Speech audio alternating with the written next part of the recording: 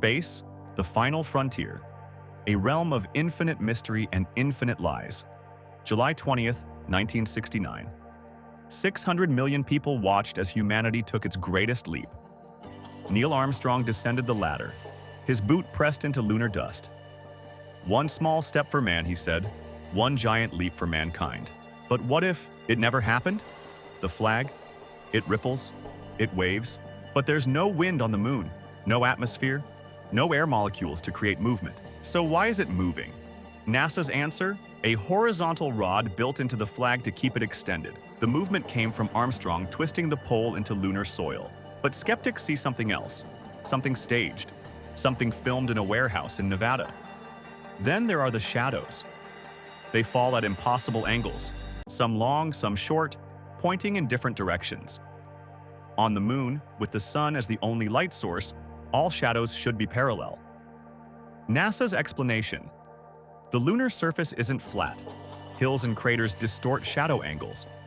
But to conspiracy theorists, it looks like multiple light sources, studio lights. And why are there no stars visible in any lunar photographs? In the vacuum of space, stars should be brilliantly visible.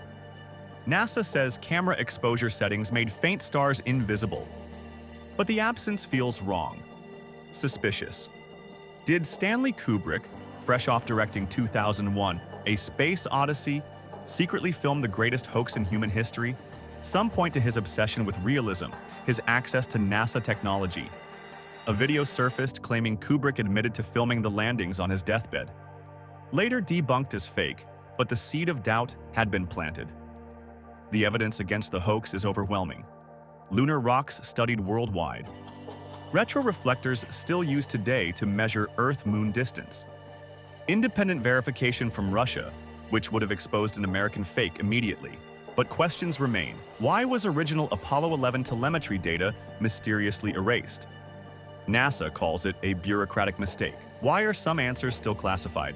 Beyond our planet lies a deadly barrier, the Van Allen radiation belts. Two zones of trapped particles, electrons, protons, held by Earth's magnetic field. Discovered in 1958, these belts extend from 400 miles to 36,000 miles above Earth. Lethal doses of radiation.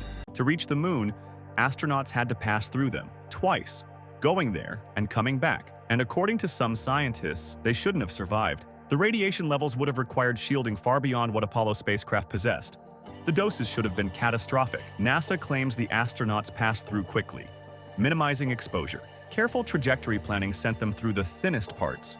The aluminum hull and rapid transit kept radiation doses equivalent to a few chest X-rays. But skeptics point to modern programs. The Orion spacecraft, designed for Mars missions, requires advanced radiation shielding, technology Apollo allegedly didn't have.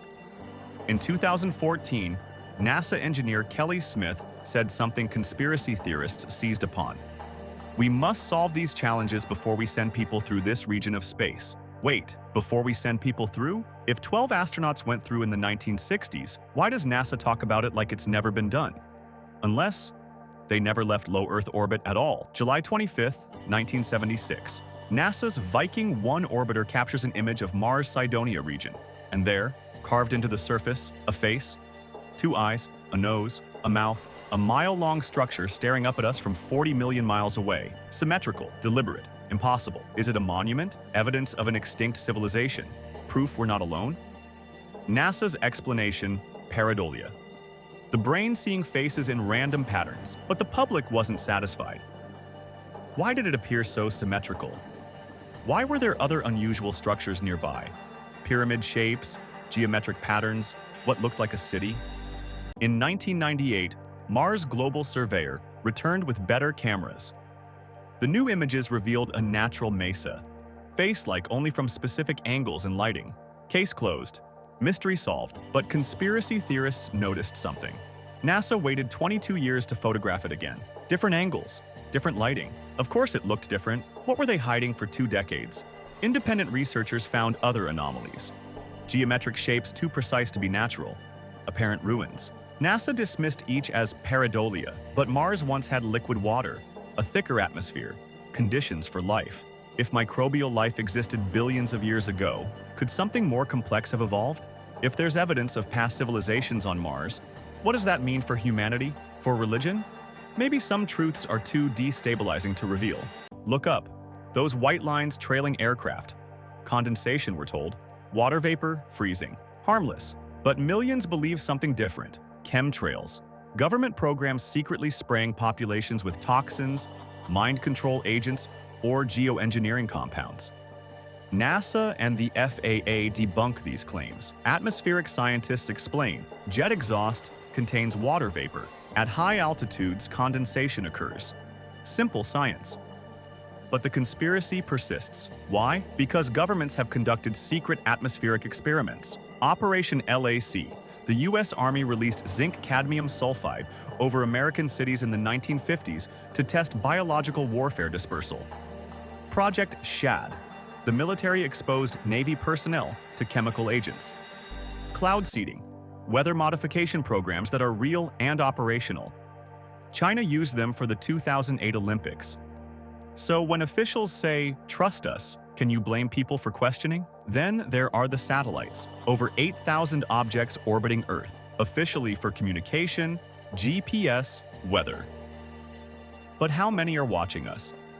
The National Reconnaissance Office operates spy satellites that can read license plates from space. Not conspiracy, documented fact. If this is what they admit to, what capabilities remain classified? What else are they doing in the darkness above our heads? Area 51, the most famous secret base on Earth. For decades, the US government denied its existence. It didn't appear on maps. Security forces were authorized to use deadly force. And for decades, witnesses reported strange lights, disc-shaped craft, technology defying physics. In 2013, the CIA finally acknowledged Area 51, admitting it tested advanced aircraft. The U-2, the SR-71, stealth technology. This explained some sightings, but not all of them. In 1989, physicist Bob Lazar claimed he worked at S4 near Area 51, reverse engineering alien spacecraft using element 115, a substance that didn't officially exist until 2003. NASA dismissed him as a fraud, but some details he provided proved accurate. How did he know if he was never there? Then in 2017, everything changed. The Pentagon confirmed a secret $22 million program investigating UFOs. They released videos, Navy pilots encountering objects moving impossibly. Commander David Fravor encountered a craft with no wings, no exhaust. It accelerated from hovering to supersonic instantly, then vanished.